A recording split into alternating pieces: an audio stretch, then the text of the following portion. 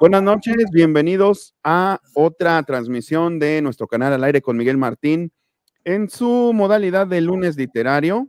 Hoy pues ha sido un día especial, ¿no? Un día especial por cuestiones incluso de conmemoración de algo pues muy simbólico para la izquierda latinoamericana, pero pues tocó la buena suerte también de que pues se abre un pequeño espacio para la fantasía, nunca mejor dicho, para los sueños también, en general para la literatura fantástica y pues afortunadamente pues hoy me acompañan precisamente dos hermanos que son unos enamorados de la literatura fantástica y en particular, al igual que yo, pues de esta obra. Entonces pues vean, tenemos a Mole Maza y a Medardo Maza, que es un lujo ya de por sí. No sé si alguien los había juntado antes en YouTube, igual y no, puede que esto sea un hito. Entonces, pues vamos nosotros a abordar juntos este libro maravilloso que pues ha marcado la juventud de muchos, la infancia de otros tantos, algunos más por la película que por el libro, pero sin embargo, quienes hemos tenido la oportunidad de leerlo, pues sí es un libro que te llega a cambiar de cierta manera, que tiene toda su parafernalia, su simbología, que de hecho aquí tengo algo muy significativo, ¿no? Que es un símbolo distintivo precisamente de esta obra, descrito en ella, que juega un papel muy importante, que ya nos platicarán sobre el simbolismo que encierra. Entonces, pues le vamos dando la bienvenida primeramente al invitado menos frecuente, que es Medardo Maza. ¿Cómo estás, mi querido Medardo? Feliz de, en efecto, compartir espacio aquí con mi brother, con mi hermano Moley, y de poder estar hablando de literatura y de literatura fantástica con nuestro público en un día, como dijiste tú, fuera del aire, tan significativo para la izquierda mundial. Perfecto, muchas gracias, Medardo, y pues también saludo a mi querido Mole Maza. ¿Qué tal? Buenas noches, muchas gracias por el espacio, la invitación.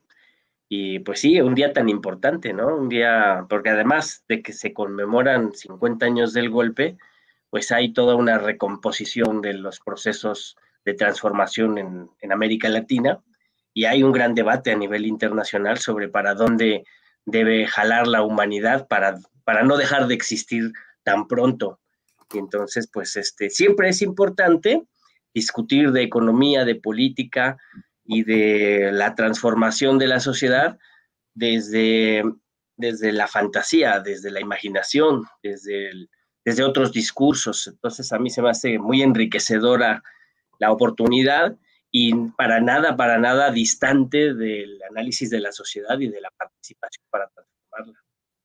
Añadiría también que se añade también a esta terrible efeméride, pues los hechos acontecidos en Nueva York, donde pues había mucha gente inocente que falleció de una manera muy tremenda, y hubo también muchos hechos asombrosos de personas que auxiliaron en la necesidad, como en otras partes del mundo, afortunadamente. Y saludos, por supuesto. ¡Ah, mira! ¡Ardarel!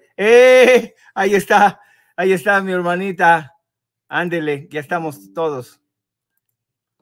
Ahora sí estamos todos, pues sí, en efecto, pues empezamos entonces, si gustas, Medardo, contigo, que debes tener un poco más de datos que yo sobre la génesis de esta obra, que queda con su editorial, Michael Ende, el alemán. Él mismo se va enamorando, queda mal con los tiempos de entrega, porque se va involucrando, se va metiendo poco a poco en la escritura de esta obra, que ya de entrada está configurada pues de una manera muy propositiva, de una manera muy atípica, ¿no? Él pidió que se escribiera a dos tintas, porque una es lo que pasa en el mundo material, en el mundo humano, y otra en el reino de fantasía, o bien fantasía, que es como lo llaman en la obra original y que está así sin acentuar, y que pues son dos mundos que están ligados, y él mismo los creó, pero con una pasión que lo hizo involucrarse cada vez más. Entonces, pues quisiera que nos platiques un poco más de la génesis de esta obra, mi querido Medardo. Más que la parte biográfica, quisiera hacer un primer acercamiento para el público, sobre todo hay probablemente muchas personas que no hayan leído este hermoso libro. Y lo primero que quiero resaltar es que normalmente la literatura de nicho corre el triste riesgo de no ser considerada literatura universal. Es decir, en muchas ocasiones, si nosotros nos acercamos a los clásicos, por ejemplo, en cualquier librería o librería de viejo, si uno se encuentra a 1984 o uno se encuentra Un Mundo Feliz, uno dice, ah, órale, son clásicos de la literatura, y como ya son clásicos, uno no entra a pensar, ah, es que son ciencia ficción. Ya sobrepasaron la barrera del nicho que hace que sea como pequeña literatura para la gente que nada más les gusta eso, y entonces, ¡guau! Cuando llegan al canon de los clásicos, entonces ya pierden las etiquetas de donde venían. Otro caso, Madame Bovary. Madame Bovary en su momento está apuntando Flaubert a hablar un poco de lo que podría parecer una novela rosa, y es una obra maestra también escrita, que pronto se quita de esa etiqueta. O La Isla del Tesoro, que es estructuralmente una de las novelas juveniles más perfectas y limpias jamás escritas, y ya al paso del tiempo hablamos de ella como un clásico en lugar de quedarnos en novela de aventuras. ¿A dónde voy? A que La historia sin fin, La historia interminable, es un muy hermoso libro de literatura universal que debe leerse porque es una obra maestra. Por supuesto que tiene temas y desarrollos emparentados con lo que uno podría comprender con literatura fantástica, pero quiero invitar a las personas que nos están escuchando que más allá de un libro que pueda tener muchos elementos que parecen de nicho, como Los elfos y los dragones del Señor de los Anillos o Los magos de Harry Potter, tanto Harry Potter como El Señor de los Anillos son obras que pueden leerse sin que le guste a uno la fantasía, descubriendo que son obras maestras. Ahora, regresando a La historia interminable. Dice Luis Felipe, sumamente lamentable que muchas de las narrativas de fantasía no sean propiamente consideradas como clásicos de la literatura. Mira, tal cual el punto, como las obras de Lewis, de Hamlet, Thomas. Una de esas excepciones es Alicia en el País de las Maravillas, que es clarísimamente una novela repleta de ficción y que logró su lugar en los clásicos. Ahora, eso lleva a la reflexión de por qué merecería esta novela estar entre los clásicos. Y voy a poner sobre la mesa 3 elementos. El primero, dice, saludos a todos en el chat, sigo ocupado y chapulineando, pero los acompaño escuchando y cenando. Provecho. Continúo. 3 puntos para denostar y delimitar la obra maestra de La historia interminable. Primero, es, como bien dijiste tú, desde el plano editorial, una novela propositiva, una novela experimental, una novela que si se toma a Cortázar con Rayuela y uno dice, ¿por dónde voy a comenzar una novela escrita en fragmentos que te lleva de un lado a otro? Y en ese momento en que se publica Cortázar es un asombro esa experimentación.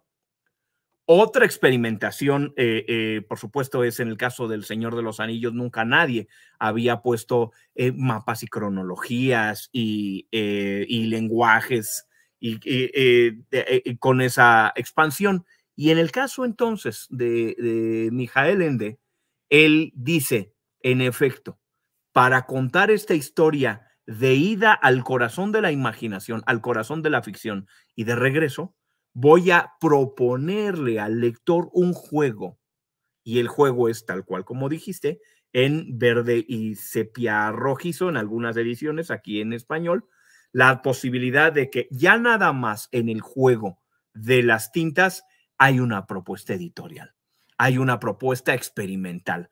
Así esa novela tratara de la dureza de un matrimonio en una estación petrolera en frente de Dinamarca, aún en un tema como eso ya tener 2 tintas es una apuesta, un juego interesante. Ahora, Mijael Ende, ya que tiene el juego sobre la mesa, utiliza el juego para poner el siguiente elemento, que es el de qué se trata el viaje al interior de la ficción. Miren, qué hermosa está de esta edición.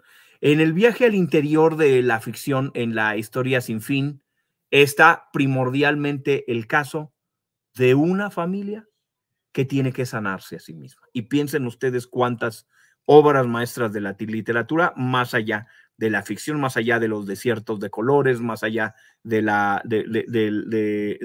Torre de Marfil, más allá de todo eso, miren el gigante en su bicicleta, más allá de los elementos mitológicos de ficción, está el elemento de un niño que ha perdido a su madre y el padre ha perdido también a su esposa. Y en la sociedad en la que se encuentran y en el núcleo familiar en donde se hallan, la muerte de esa mujer en ese hogar ha destruido el hogar, porque el padre está perdido en su propia depresión y el niño está perdido también en la tristeza de la ausencia. Eso es algo que podemos nosotros identificarnos a nivel mundial, independientemente de los temas que se estén tocando. Y entonces, Bastian Baltasar Books, BBB, tiene este juego de 3 veces, del mismo modo que el anterior portador del libro tenía un nombre con 3 H's. Bastian Baltasar Books, que además es un niño gordo, que padece lo que hoy diríamos escolarmente bullying, y que tiene el perfil de un niño que hoy denominaríamos nerd, casi freak, que va y se oculta dentro de los libros para poder sobrevivir a la realidad, y la realidad a la que quiere sobrevivir es a la pérdida de la madre.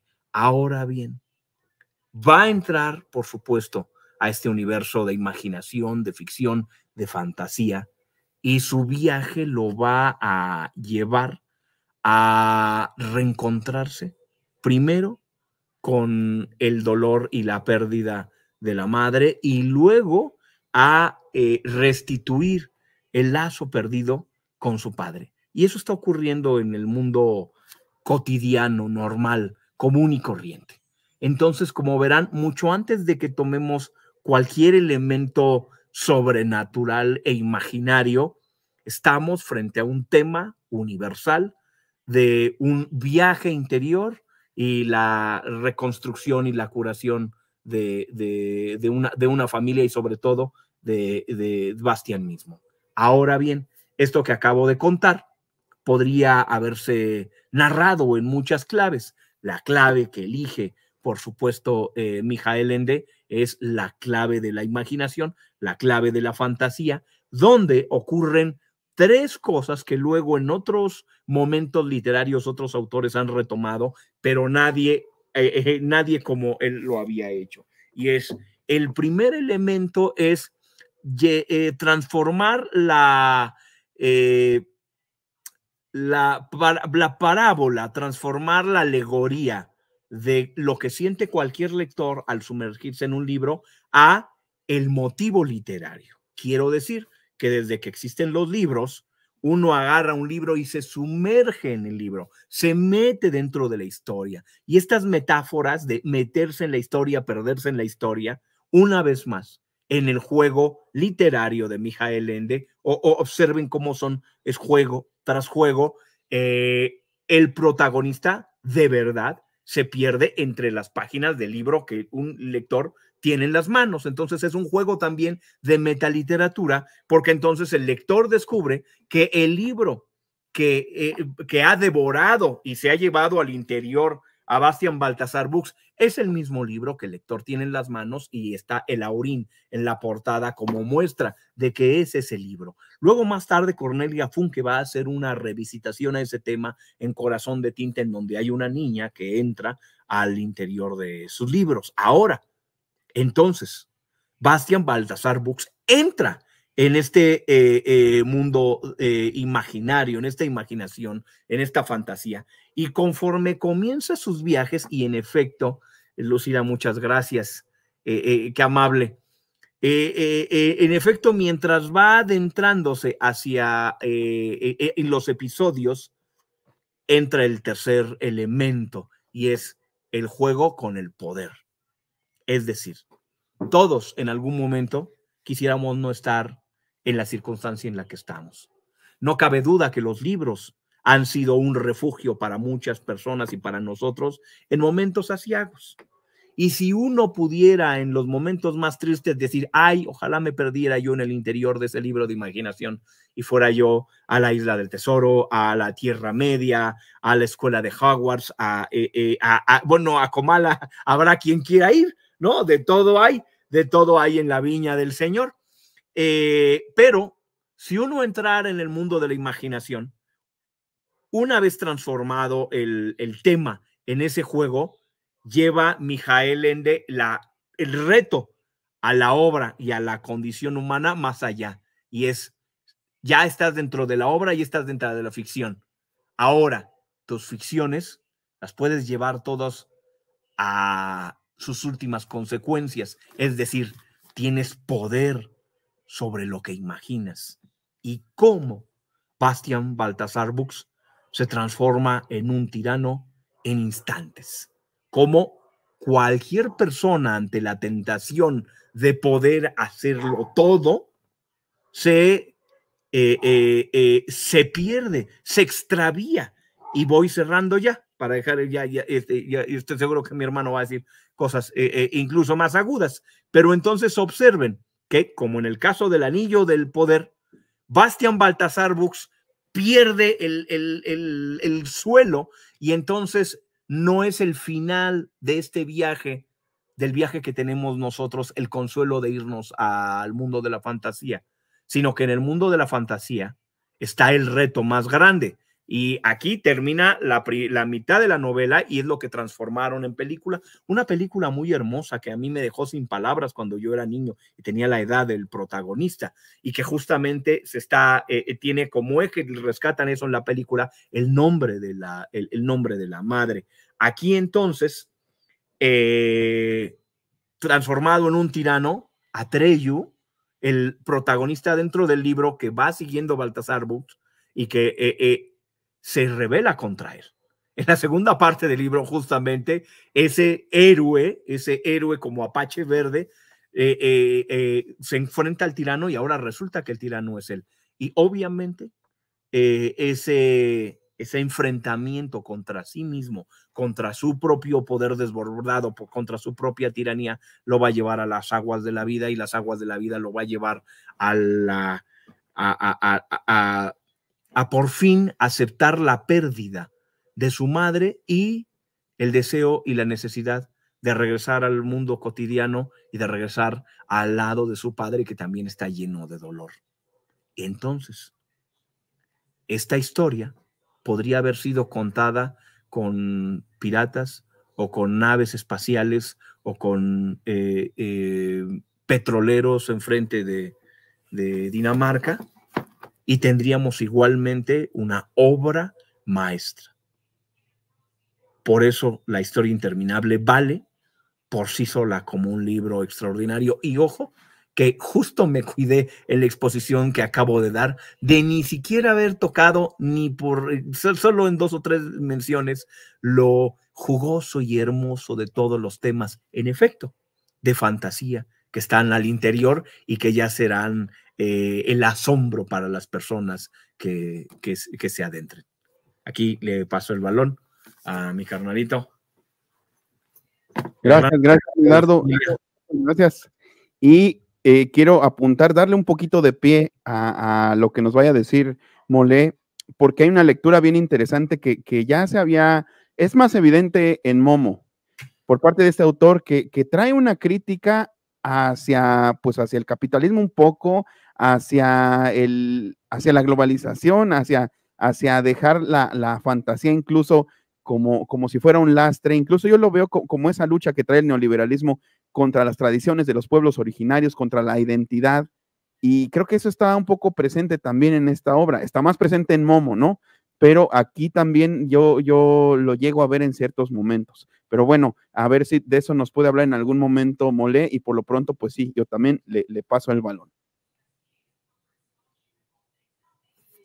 No, pues qué sabrosura escucharles. Es un libro de La historia interminable, es un libro como película y como libro, la primera película, pues que también, ¿no? Marcaron mi vida. Soy un niño de los 80s, ¿no? Y entonces, la primera parte de La historia interminable, la película, la vi también de muy corta edad, y sí me impactó, me gustó, me emocionó. La siguiente película me súper decepcionó, y creo que hay que hacer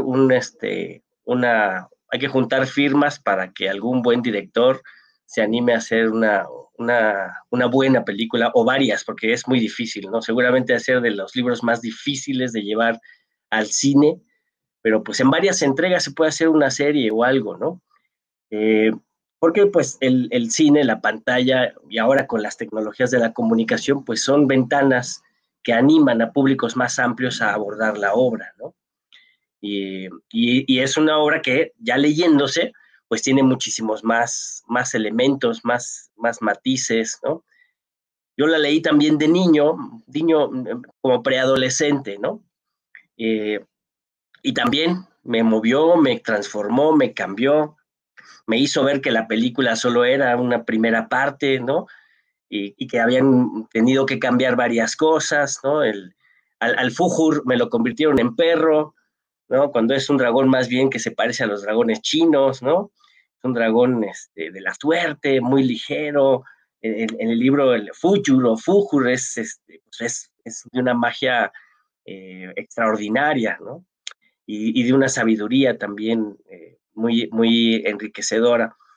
Y en la película se hace pues ahí un perrito medio chistoso, y uno se va dando cuenta de esos contrastes, ¿no? Del libro, de las películas, pero el libro es muy transformador, muy reflexivo, pero luego tuve la fortuna de volverlo a leer siendo padre, y entonces ahí sí me impactó, porque me di cuenta de que era un libro filosófico, un libro de filosofía muy profundo, que es una reflexión filosófica sobre la condición humana, efectivamente, que toca elementos de economía política y de política, de discurso político.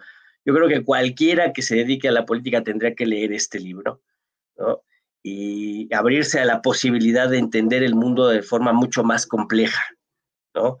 Incluso hay ramas, ¿no? De las ciencias sociales, o de la interconexión de las ciencias hoy en día, discusiones que tienen, yo creo, en este libro una herramienta muy rica para entender cosas como lo que ahora llaman la transdisciplinariedad o el pensamiento complejo, ¿no?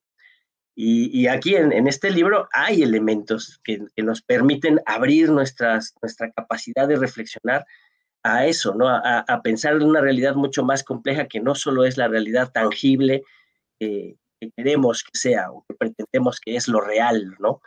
Sino que hay una realidad mucho más amplia, que es la realidad mágica, la realidad mística, la realidad de la imaginación, ¿no? Que no es lo otro de la realidad, sino que es parte de la realidad misma, ¿no? Y en este libro nos llama la atención Michel Ende para eso, para pensar una realidad mucho más compleja. Pero además de ser un libro filosófico, que nos invita a pensar la realidad de forma compleja, es un texto que habla de la niñez, ¿no? De cómo un infante se convierte en niño, ¿no? Un infono, un sin voz, pasa por un proceso autorreflexivo para convertirse en una voz, en un niño. Y es un proceso, pues, también de redescubrimiento. Y es un libro de la paternidad, ¿no? Me encontré con eso. Yo nunca había interpretado en mis lecturas anteriores este libro como un libro que habla de la paternidad, ¿no? Y dije, lo que pasa es que lo veo así porque soy padre. Pues no, nada más, porque hay pasajes enteritos donde Bastian reconstruye la relación con su padre. De hecho, uno de los últimos capítulos, cuando va con el minero ciego, y su labor es escarbar y buscar recuerdos, un recuerdo, una imagen, porque él ya no se acuerda de nada. Entonces tiene que buscar una imagen que lo haga sentir algo, y es la imagen de su padre, ¿no? Y solo así puede él salir de ese hoyo en el que ya se metió, que es una mina muy profunda, y puede continuar el proceso de su reconstrucción autorreflexiva, que es algo muy interesante, muy bonito. Y entonces es terapéutico el libro, ¿no? Es un texto también terapéutico, ¿no? Y es muy, a mí se me hace también muy emotivo, porque Bastian Baltasar Bux no solo es un niño que perdió a su madre, sino que se quedó huérfano, ¿no? Porque justo como decía Medardo, la pérdida de la madre implicó la pérdida del padre también. Y es algo que luego no vemos, ¿no? Estamos tan acostumbrados a pensar, no, el huérfano es el que se le mueren los dos, o los dos están en otra parte, ¿no?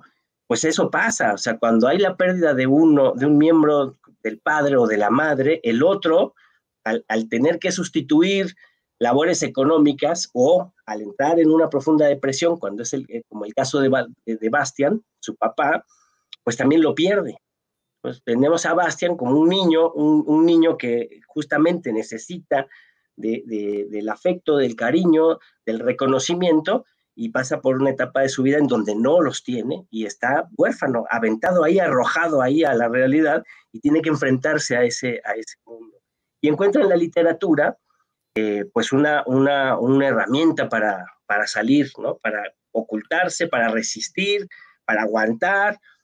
Y en este libro, que es una visita, ¿no? a su subjetividad, ¿no? Una visita autorreflexiva, pues es donde haya un mecanismo de su liberación, ¿no? Y que es algo muy bonito, porque es una odisea, ¿no? Es épico el texto. Las aventuras de Bastian son auténticas aventuras de amor y de odio, donde hay guerra, donde hay, ¿no? hay toma de decisiones importantes, ¿no? Donde se va configurando el carácter del muchachito, ¿no? Y eso es una aventura que pasa en el interior de su espíritu, ¿no?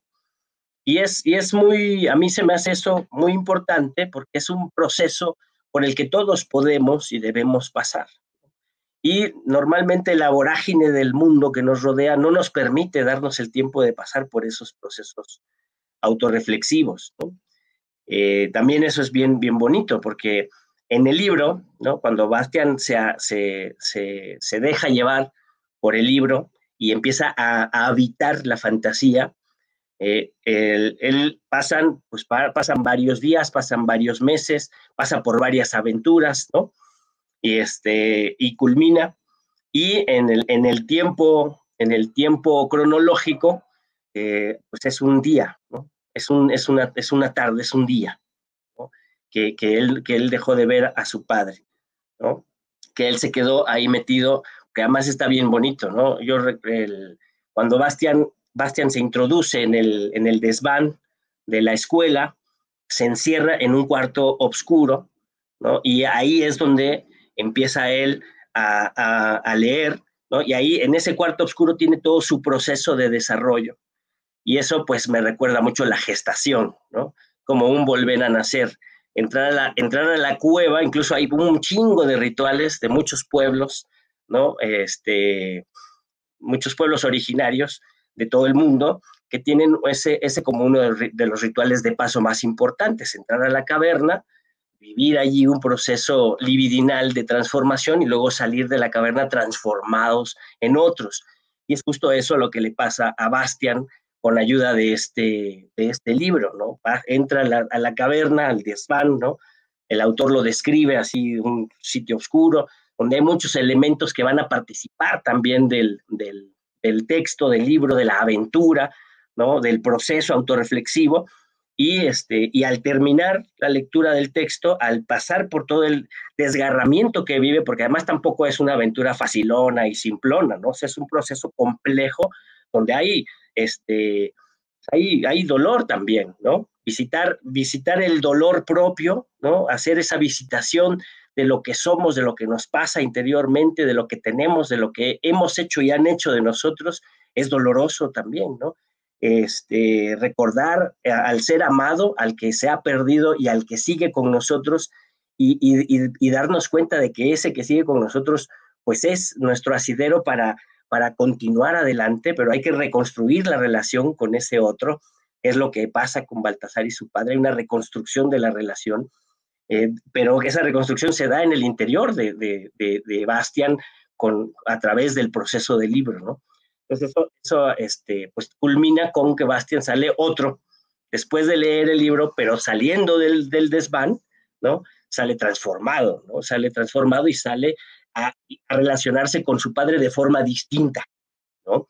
Y ese proceso se vive con la lectura del libro. Es una obra maestra, escrita con tal maestría y con tal sabiduría filosófica y simbólica, que uno no puede ser el mismo después de leerlo, y por eso es muy, muy recomendable como tarea, ¿no? Todos los círculos de formación política deben leer ese libro, entre muchos otros, pero este es un material fundamental porque además hay pasajes que permiten dar un debate muy fino sobre las cosas que acontecen en la vida política, social, económica y en las luchas por la liberación también. Fíjate que a mí me llama mucho la atención el personaje de Atreyu, que es un poco subvalorado, ¿no? No lo hemos mencionado mucho, pero se me hace un personaje que encarna, pues, se vuelve, en algún momento él es el héroe, él pasa por el camino del héroe, de una manera, tiene pérdidas, tiene la pérdida, por ejemplo, de su caballito, que en el libro es un caballo chaparrito, que es como si fuera un pony, que es Artax. A mucha gente mucha gente recuerda ese pasaje de la película porque lo hacen pues especialmente dramático, ¿no? Cuando se le hunde en los pantanos de la tristeza, pero pues si tienen la oportunidad de verlo en el libro, de leerlo en el libro, es aún más dramático porque como el caballo habla, entonces le dice, amo, hazme un último favor, no quiero que me veas en el último momento. Y entonces pues se despiden sin cruzar ya una palabra como tal, un adiós, simplemente con una última mirada, y Artax se hunde ahí en el pantano de la tristeza, le dice, pues es que la tristeza me hizo cada vez más pesado, y a ti tú no te hundes porque tú traes lo que llaman el esplendor, ¿no? Que es este famoso Aurin o Aurín, que es el símbolo de la emperatriz infantil, y que aquí lo estoy mostrando, y que pues es una joya mística, muy, muy simbólica también, de que ya, por cierto, ya nos habías platicado un poco de ese simbolismo, pero ya volveremos a él, mi querido Mole, y que pues lo priva, ¿no? Lo salva de hundirse ahí en los pantanos de la tristeza. Pero considero yo más hecho a Atreyu, incluso cuando tienen contacto entre sí la primera vez en la Ciudad de Plata. Bastian llega con unos ímpetus pues muy, muy sobresaltados, ¿no? Llega sintiéndose lo que nunca ha sido, llega porque deseo ser más fuerte, deseo ser más apuesto. Atreyu nunca deseó ese tipo de cosas, de hecho por eso es que pudo pasar hacia Uyulala en el Oráculo del Sur, porque abandonó todo deseo, abandonó toda pretensión, y creo que sin que el autor los ponga a competir, creo que Atreyu representa la valoración de lo que ya se tiene, de vivir con lo que tienes y con lo que eres, de no desear más y de ser humilde, ¿no? Es una, tal vez en este sentido, pues es una alegoría del humanismo, ¿no? Del fin último del humanismo, y me parece muy bien logrado en este personaje de Atreyu, que incluso pasa, como les digo, por un proceso, que incluso su rito de paso originalmente iba a ser matar a un búfalo púrpura, ¿no? En el mar de hierba, que era donde habita su tribu, y el búfalo púrpura, sin embargo, se le aparece en un sueño para darle indicaciones sobre su camino, porque ya no lo mató, ¿no? Ya hizo algo distinto, y eso es parte también del camino del héroe, ¿no? Que sobre todo, bueno, también es un libro que igual aquí tendría que reseñarse, que es el de El héroe de las mil caras, ¿no? De Joseph Campbell, que es maravilloso también para entender todo este tipo de estructuras, ¿no? De estructuras que ya Medardo nos dirá, pues, desde cuándo viene, ¿no? Es prácticamente arquetípico. y pues el personaje de Atreyu siempre se muestra parsimonioso. Después de su gesta, cuando se conocen él y Bastian, el personaje de Atreyu pareciera como un viejo sabio, siendo todavía un niño, por todo lo que ha pasado, ¿no? Me parece muy interesante ese cambio. Era un poco, a lo mejor un poco melancólico, un poco que se dejaba llevar por sus emociones de niño en ese sentido, pero nunca tuvo pretensiones, siempre fue congruente, siempre fue leal, siempre fue valiente. Y Bastian, cuando se ve tentado por este equivalente del anillo único, como bien nos decía Medardo, pues saca, creo que algunos vicios de humano, ¿no? Y creo que eso también nos deja ver que en el reino de fantasía, pues hay emociones que son humanas y que quedan fuera, y ninguna de esas creo que la tiene Atreyu. Y por cierto, hablan ahí, esto me parece genial, ¿no? Porque hablan de muchos otros viajeros que han entrado al reino de fantasía y que los cambian, que el paso por fantasía los cambia y ya se han ido, ¿no? Y ha dejado huella en ellos. Entonces, pues se refiere a nosotros, a los lectores, pero también en algún otro momento hablan de algunos viejos versos que dicen que fueron de un viejo visitante de fantasía del mundo humano que decían un tal Shakespeare o no sé cómo, ¿no? Entonces, este juego que articula con el mundo real, que propone un universo, pero que tiene juego con el mundo real, me parece genial y me parece que nos hace sentirnos a todos nosotros, los que lo vivimos tanto a través de las páginas como a través incluso de ese primer contacto con la película y el tema musical, que es maravilloso, pues nos hace parte de la historia sin fin, ¿no? Y eso es todo, o sea, es un enorme hito, un enorme logro por parte de este autor. Pero bueno, pues le paso entonces ya calentado el balón, ya girando, se lo paso a Medardo. Quisiera tocar dos elementos. El primero es que este libro óptimo que estamos recomendando para todos los lectores, a ver, dice Ceci, la historia interminable trae a mi memoria a un pequeño niño con quien yo veía una y otra vez esa película, y ese pequeño niño ahora lo veo transmitiendo al aire con Miguel Martín. Qué hermoso comentario, qué hermoso comentario. Quería yo decir que hoy en día el acercamiento a la literatura fantástica con protagonistas juveniles se ha enmarcado, dice Ardarel, dice mi carnalita, dice Atreyu es una representación de él, del mismo Bastian. La historia interminable es el camino hacia la realización del autoconcepto y la profunda importancia de lo colectivo. Totalmente, y retomando que Molly hablaba del valor político de la novela y cómo no, si el poder está justo en medio de las reflexiones de la política. Decía yo que contemporáneamente los escritores deciden escribir libros de lo que se entiende como la LIJ, la literatura infantil y juvenil, y es muy común y muy normal que haya una propuesta literaria por una parte edulcorada y por otra parte ultra correctamente política. De tal modo que los mares de literatura juvenil, de las cosas escritas recientemente, se hallan en tal sentido tan higiénicos para el contacto de los jóvenes que en algunas ocasiones fallan en retar a la inteligencia.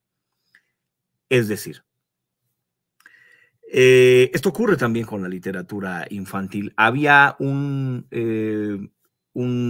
filósofo de la escuela de Frankfurt en la primera mitad del siglo XX, llamado Bruno Bettelheim, que hace un análisis sobre los cuentos, los llamados cuentos populares, los llamados cuentos de hadas.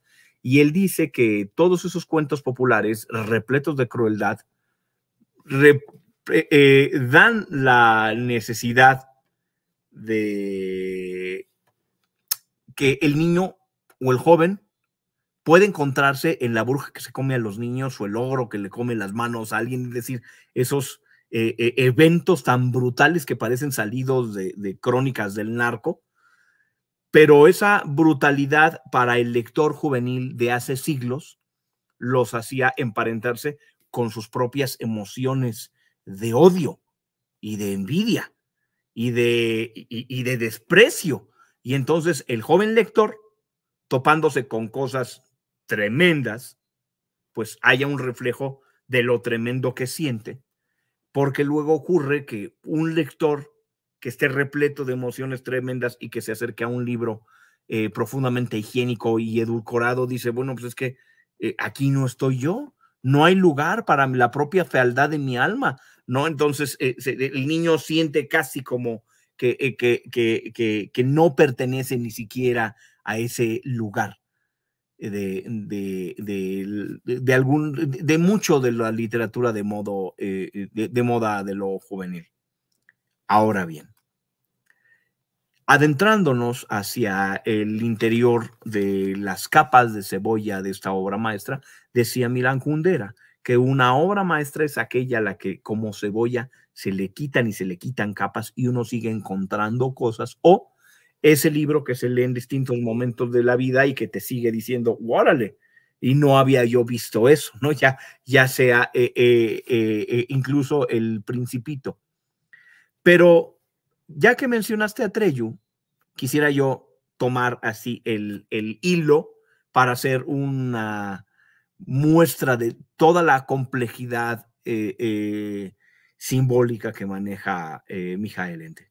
Michael Ende, como un escritor alemán, nacido en la primera mitad del siglo XX, encuentra en la imagen de los indios norteamericanos lo que a principios del siglo XX era para muchos escritores conocido como el último espíritu libre del valor de los pueblos de la humanidad. ¿Qué quiero decir? Que por supuesto que ha habido pueblos con vidas tradicionales emparentadas con hasta épocas previas a la edad de bronce en todos los continentes, pero a inicios del 19 no se conocían toda la variedad étnica de gente que había en Australia, que había en Sudamérica, que había en África, no se conocían mucho de ellos. Los más famosos eran esta etnia de indios de Norteamérica, nómadas, porque además los llamados apaches, los apaches era en particular una tribu que estaba cerca de lo que ahora es Nuevo México. Es decir, los apaches no eran ni los moicanos, ni los kansas. Los kansas era otro pueblo. Había muchos pueblos en Norteamérica que tenían una forma de vida similar, pero de todos esos pueblos, los que llegaron a ser más famosos son los apaches, porque presentaron mucha resistencia, son los que finalmente derrotan a Custer, ¿no? Y da gusto esa victoria sobre el coronel en toda la muestra de la occidentalidad en las armas, pero también Jerónimo.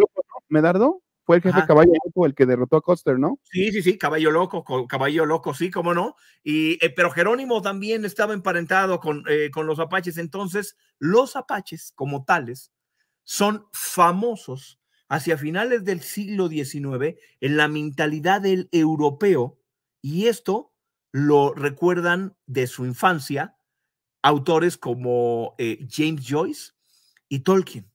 Tolkien decía, wow, es que yo de niño lo que quería era jugar a ser apache, y para un europeo pobre, en el caso de Tolkien, lo que significaba jugar a ser un apache era jugar a ser libre, jugar a quitarse de encima todas las ataduras de la civilización occidental, todas las ataduras además, la sofisticación cultural tan cruel de finales del 19 en Inglaterra, y es la libertad total. Y es, en lugar de traer bastón y un sombrero, es volver a las luchas a las formas de lucha con arco y flechas. Y entonces Tolkien jugaba a que era apache y disparaba con arco y flecha y agarró el gusto al arco y a la flecha antes de los elfos por los apaches.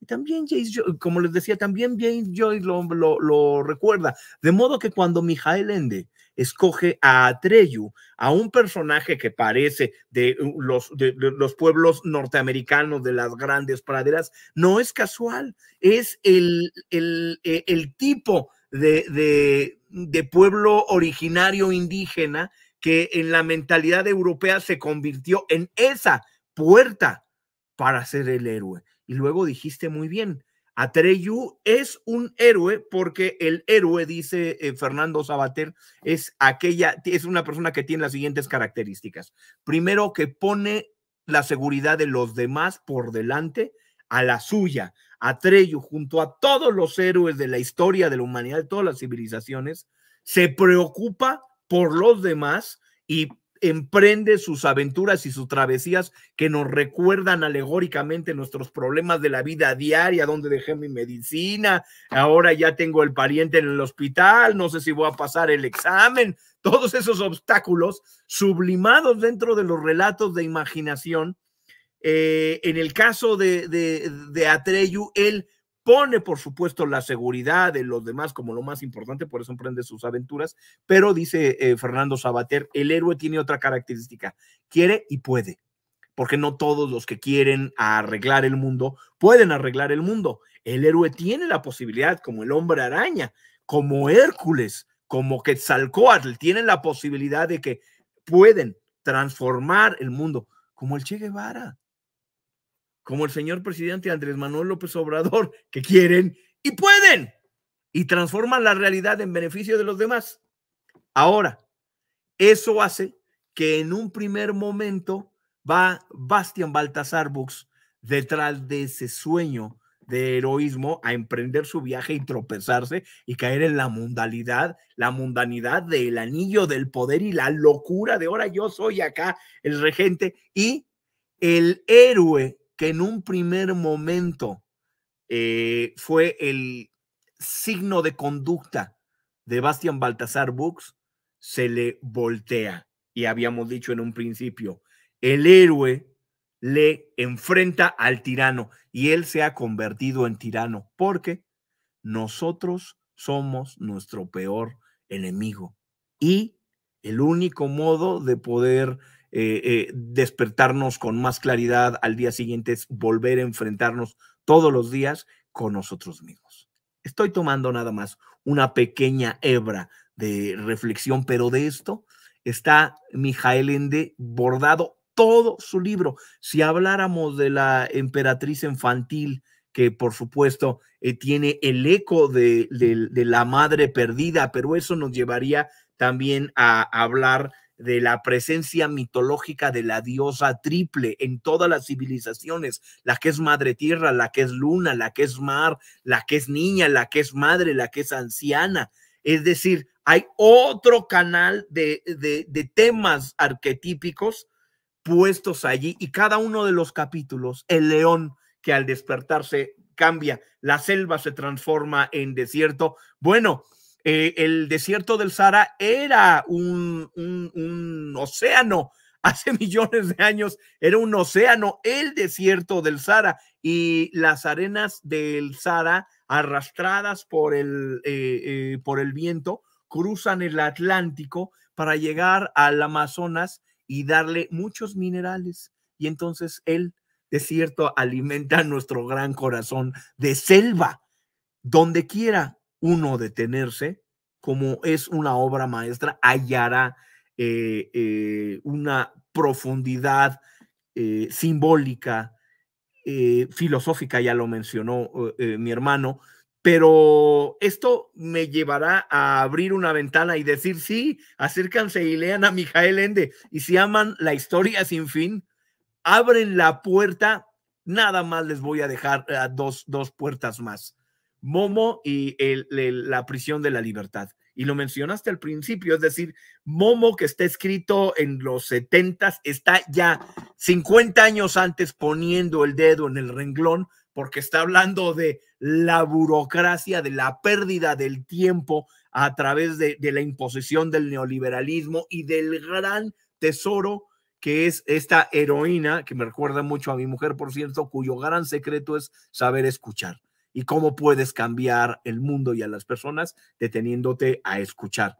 Ojo, hay una tortuga en las dos, Casiopea, que aparece en Momo, y la Morla sabia, que está en La historia sin fin. Ahí voy a dejar a Momo para que también se acerquen, pero La prisión de la libertad, que además Alfaguara tiene una edición muy hermosa en donde se ve un valle y un castillo y una silueta negra de alguien que saluda, y ese alguien que saluda es, en un cuento en el interior, el hijo de un diplomático que lo trajo por todas partes del mundo, y entonces él no tiene lugar en el mundo y tampoco tiene familia, y en ese absoluto extravío de sí está prisionero, y es esa figurita oscura que levanta la mano en la portada de Alfaguara.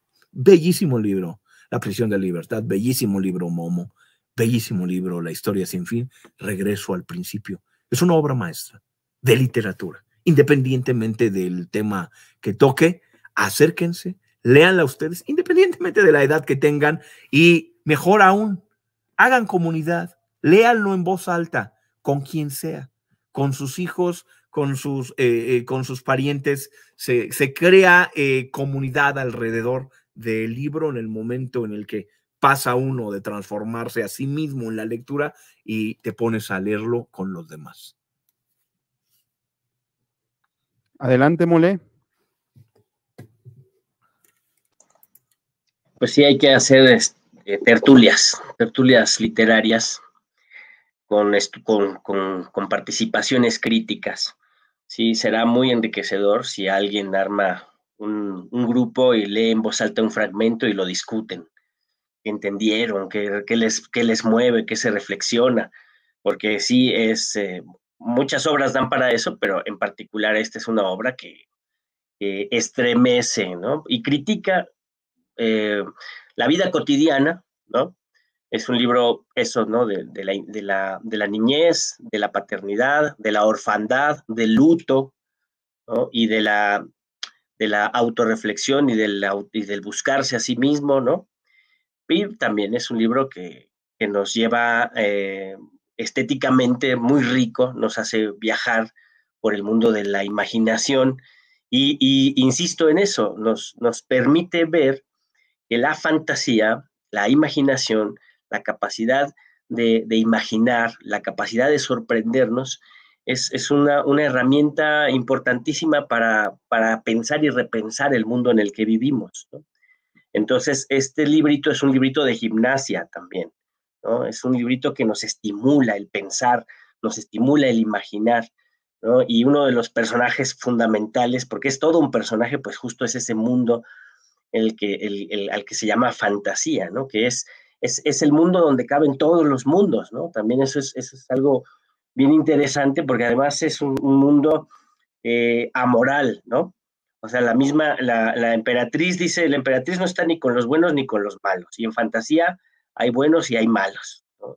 Y no todo es miel sobre hojuelas, y no todos se llevan así de maravilla, ¿no? No hay vampiros, hay monstruos, hay hombres lobo, se comen a la gente, y eso pasa en fantasía. Y la emperatriz no favorece a unos y a otros, y hace el bien sin mirar a quién. No, o sea, todos conviven, porque todos son parte de la imaginación humana, ¿no? Pero ahí está el villano de los villanos, la nada, ¿no? La nada, que es algo, ¿no? Si fuera nada, pues no pasaría nada, pero como sí es algo y absorbe todo, es el mal en sí mismo, ¿no? Es el mal que destruye hasta a los malos, ¿no? Y a mí se me hace muy interesante la reflexión que se da sobre el poder, ¿no? Una de mis partes favoritas del libro es justamente el diálogo con Gumorg, ¿no? Es muy triste porque eso sí, en la película pues lo redujeron demasiado, ¿no?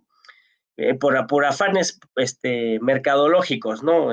Hicieron al lobo así grandote y feroz. También me encanta el Gumorg de la película, me encanta, es de mis personajes favoritos, pero pierde mucho de lo que pasa en el libro, ¿no? De ese diálogo con Atreyu, ¿no? Atreyu. Y de la condición del animal, ¿no? Que es una condición de debilidad, ¿no? Una condición de flaqueza, incluso hasta está encadenado, ¿no? Y está convenciendo a Atreyu de que pues, no hay esperanza, de que se deje llevar por el poder, ¿no? De que incluso hasta puede servir para algo en el mundo de la realidad, ¿no? Porque aquí en la fantasía, pues, es no hay más, ¿no? Todo se lo devora la nada. Y si Atreyu que es un personaje de fantasía, un ser de fantasía, se deja llevar por la nada, en el mundo real se va a convertir en una mentira, ¿no? Y seguramente, dice Morgan, una mentira dicha por alguien poderoso, ¿no? Puede ser una mentira que un político esté diciendo, ¿no? En una campaña, ¿no? Engolándose engolándose la voz con demagogia, ¿no?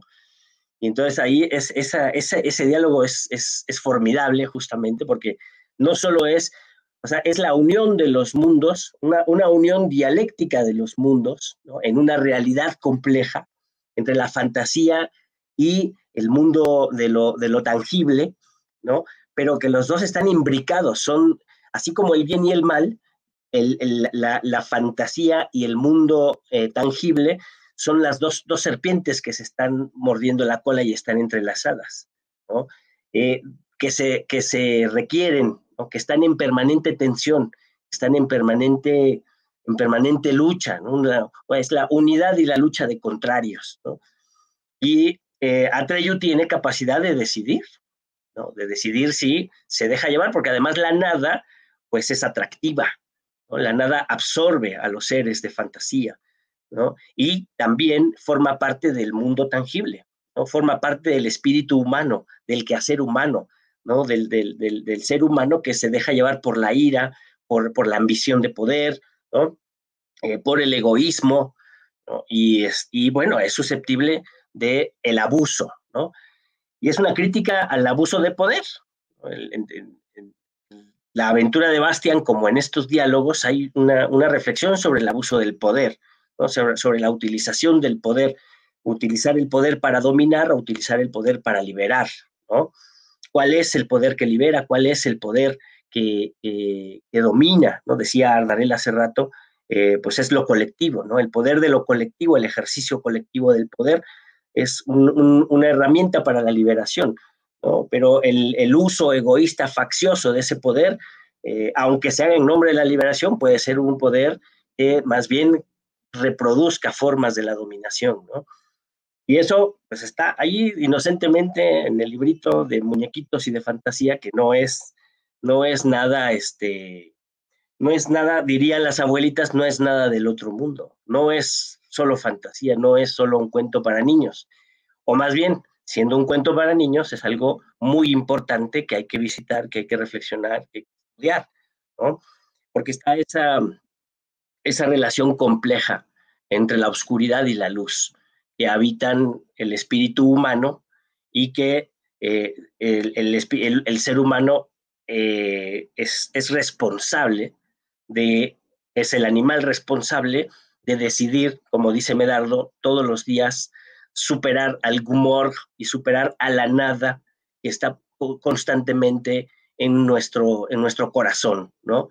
Y nos visita y nos carcome y hay que estar constantemente lidiando con ello, ¿no? Por eso es tan importante y tan enriquecedor reflexionar a partir de textos como como La historia interminable. A mí me pasó algo muy, muy hermoso porque se lo leí a mi hijo, ¿no? Estábamos leyendo Harry Potter y en una de esas no encontramos uno de los libros a los que ya íbamos a pasar de Harry Potter, si no mal recuerdo, era del cuarto al quinto libro, y en ese paréntesis, pues agarramos La historia interminable.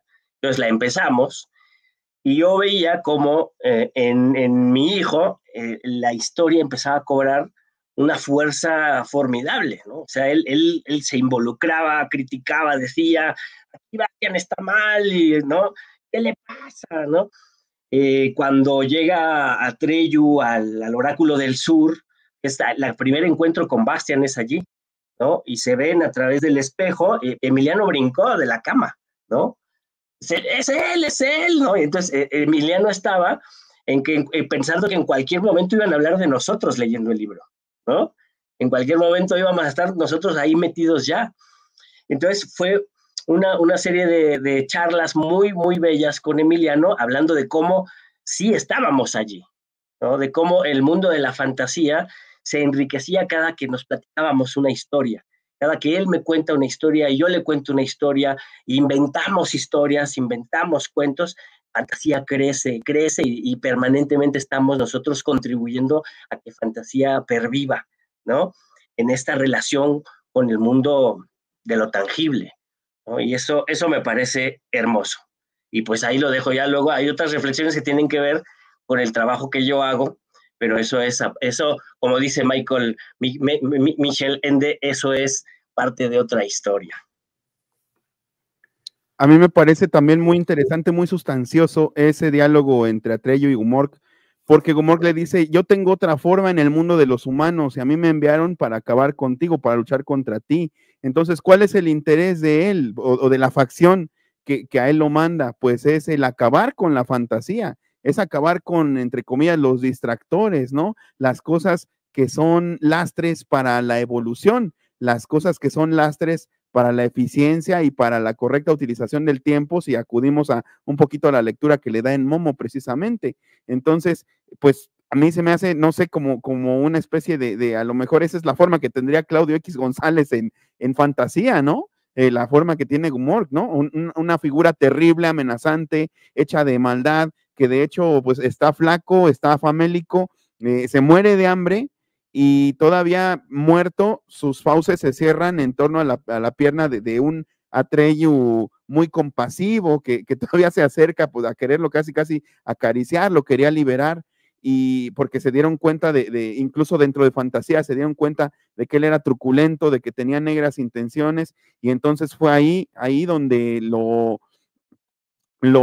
encadenaron, una princesa lo encadenó con un material que no era posible romperse para nada, y él era pues el emisario entonces de ese mundo totalmente material, de ese mundo que aberra de las fantasías, que quiere tornar en cuestiones banales y volátiles como mentiras a los seres de fantasía, ¿no? Porque ellos ahí tienen sustancia, tienen entidad, pero en el mundo de los humanos son una cuestión volátil que se pierde, ¿no? Y que no tiene entidad por sí misma, sino que adquiere entidad o identidad a partir de otro del cual no tiene control, ¿no? Como bien lo dices, o sea, puede ser una mentira dicha por una persona importante, entre comillas, ¿no? Y entonces, pues, despojar a quienes tienen entidad de ello, despojarlos de su propia entidad, ya no identidad, sino entidad.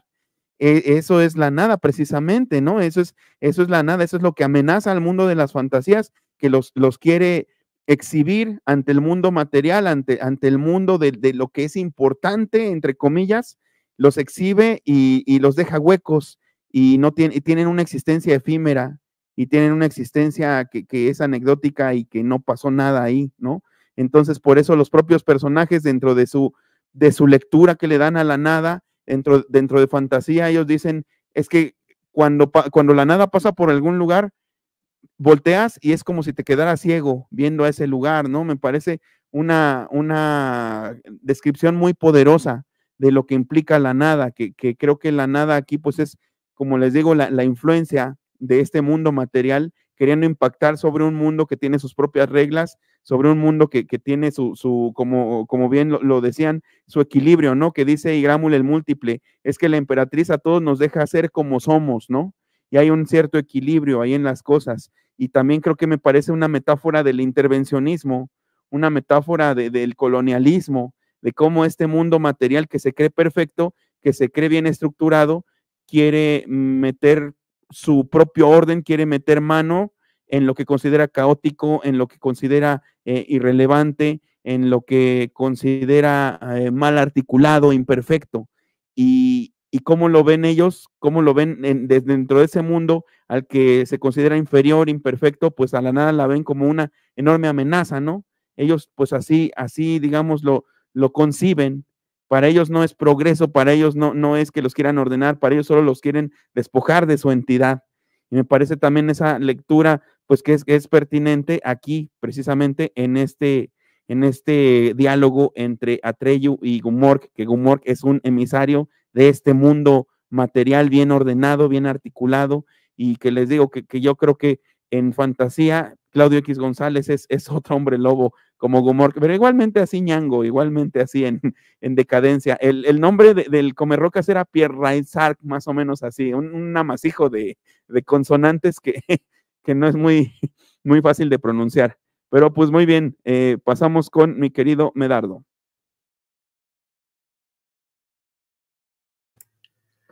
Pues yo para cerrar quería decir que estos grandes escritores que decidieron dar de sí lo mejor en clave de imaginación, pueden sin duda ser de las más grandes obras que hayan leído ninguna de las personas que están escuchándonos. Si ponen un poco de atención, Pedro Páramo, que es la cumbre de las letras mexicanas, pues es un cuento de fantasmas, tal cual. Es una historia de fantasmas. Es decir, es una historia profunda de imaginación. Y ya mencionaron ustedes dos la nada como este neoliberalismo destructor de todas las cosas que son e incluso en Momo redondeado un poco más con los hombres grises de la burocracia. Y no obstante, los estudios científicos han revelado que el desarrollo de la imaginación es una de las piezas, si no la más importante, de las piezas fundamentales de la evolución de la especie. Gracias a esta necesidad de estar imaginando estructuras extrañas y ficcionando, nuestro cerebro se afinó de tal modo que construimos civilizaciones. Todo lo que hay alrededor nuestro lo imaginamos, incluido la exploración de la ciencia que nos permite estar en línea y con las personas que nos están escuchando. Todo esto está repleto de imaginaciones de millones de seres humanos. Y en esa medida, también dice Tolkien, y con esto concluyo, que la fantasía nació en el momento en el que en el lenguaje del ser humano existió un adjetivo y pudo desplazar el adjetivo verde, dorado, duro, hermoso de una cosa a otra y de pronto tener un sol verde o un vellocino de oro. De modo que la fantasía es un modo y una necesidad del ser humano para estar explorando los rincones de nuestra propia humanidad. Y concluiré con una frase que yo tenía copiada en mis libretas de Úrsula K. Le Guin. Era yo un protoadolescente y me la encontré y la copié y por años la miraba sin terminar de entenderla hasta que fui adulto y dije, wow.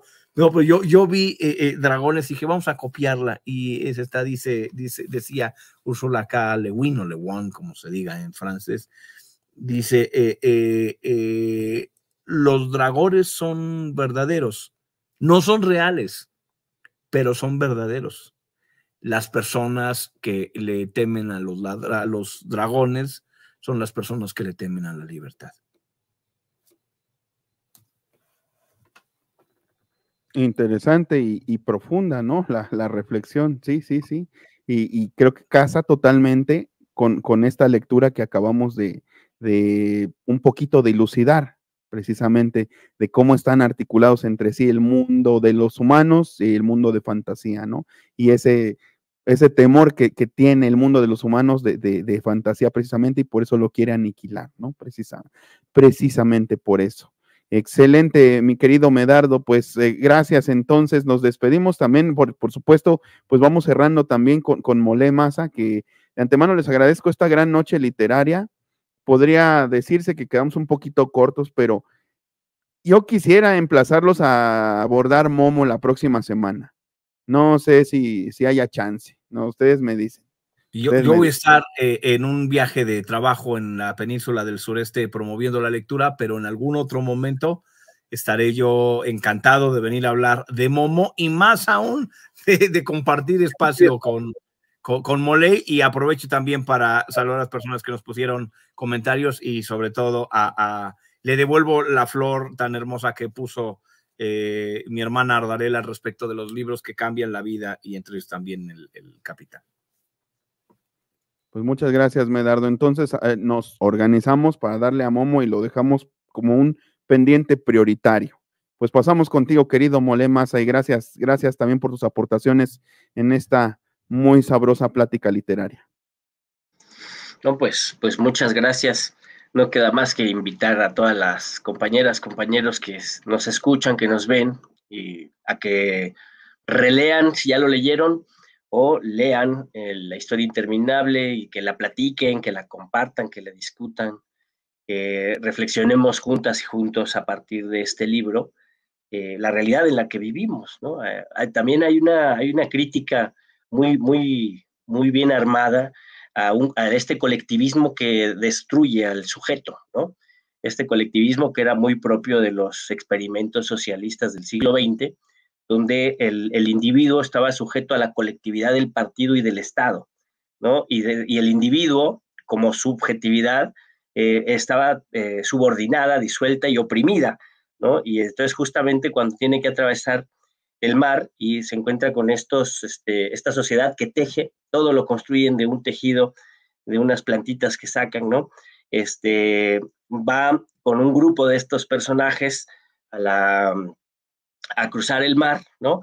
Y uno de ellos se cae, ¿no? Y entonces todos, bueno, se cae él y pues continúan sus labores y a cruzar. Lo importante era cruzar, lo importante era el colectivo, lo importante era la comunidad, pero cada individuo era irrelevante, sustituible, y no tenía mayor trascendencia como sujeto, como individuo. Entonces también eso es importante, ¿no? También hay una crítica a los socialismos de la época, ¿no? A esos experimentos que si bien lograron ciertos avances en términos económicos, los avances de profundización de la democracia y de liberación de los sujetos, de emancipación de los seres humanos, estaban subordinadas más bien al Estado y al partido, ¿no?